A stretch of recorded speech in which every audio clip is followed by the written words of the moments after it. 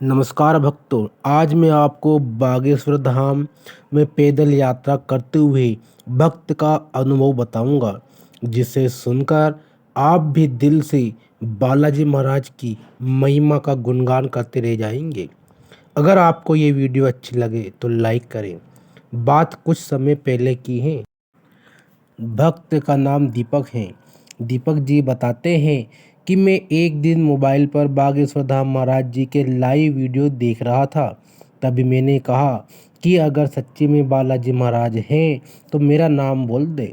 अगर नाम बोल दिया तो मैं पैदल बागेश्वर धाम जाऊंगा। ऐसा कहकर वे वीडियो देखने लगे। तभी उन्होंने देखा कि महाराज जी के कानों में कोई कहता है और वे दीपक का नाम लेते हैं।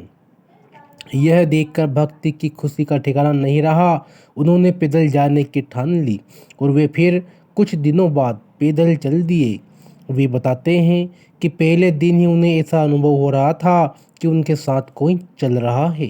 रास्ता बहुत लंबा है, 1000 किलोमीटर पैदल चलना है और वे अकेले चल दिए। जब उन्हें 3-4 दिन हो गए तो वे बहुत थक चुके थे।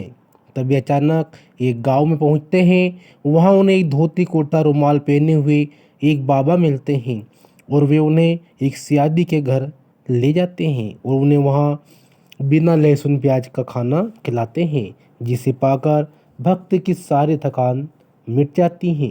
खाना खाने के बाद वे बाबा वहां से चले जाते हैं। भक्त उस सियादी वाले लोगों से उन बाबा के बारे में पूछते हैं तो वे सब इनकार कर देते हैं। भक्त समझ जाता है कि वे बालाजी ही हैं, मेरी सहायता करने के लिए आए थे। उसके बाद वे चल देते हैं। आगे उन्हें एक जंगल से जाना होता है जहाँ सुनसान रास्ता होता है। चलते चलते उनका पानी था वह खत्म हो जाता है और वे प्यास के मारे तड़पते हैं। फिर वे बालाजी को याद करते हैं कि हे बालाजी, बहुत प्यास लगी है। थोड़ी देर बाद वे देखते हैं कि एक मोटरसाइकिल वाला आता है और उनके हाथ में पानी की एक बोतल देता है। वो कहा कि आपको प्यास लगी होगी, इसलिए आप पानी पी लीजिए। भक्त पानी पी लेता है और बालाजी को धन्यवाद देते हुए दूसरे दिन भक्त सोचता है कि यह इत्तेफाक हो सकता है, इसलिए वे दूसरे दिन जानबूझकर बोतल खाली कर देते हैं। वो चल देते हैं। रास्ते में फिर प्यास लगती है।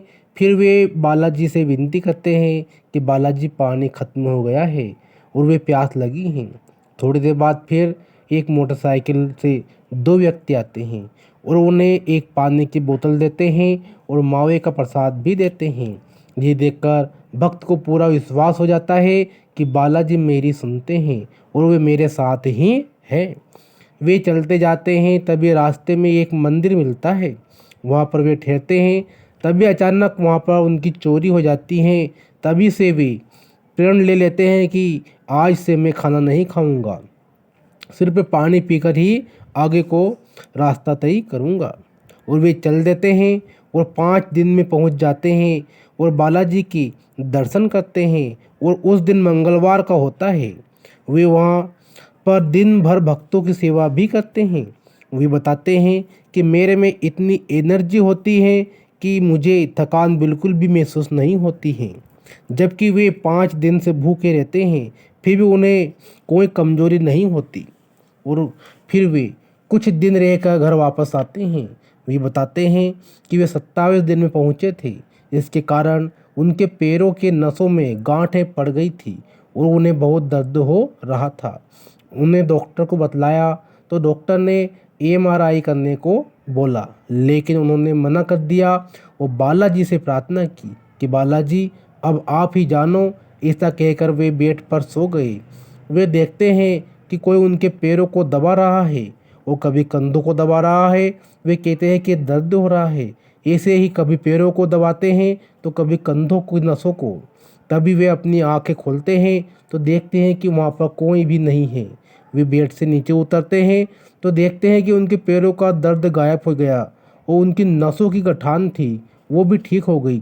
तो देखा आपने बालाजी महाराज ने अपने भक्ति की किस प्रकार से सहायता की। अगर आपको यह अनुभव सच्चा लगे तो कमेंट में ओम बागेश्वराय जरूर लिखें। बोलो बालाजी महाराज की जय।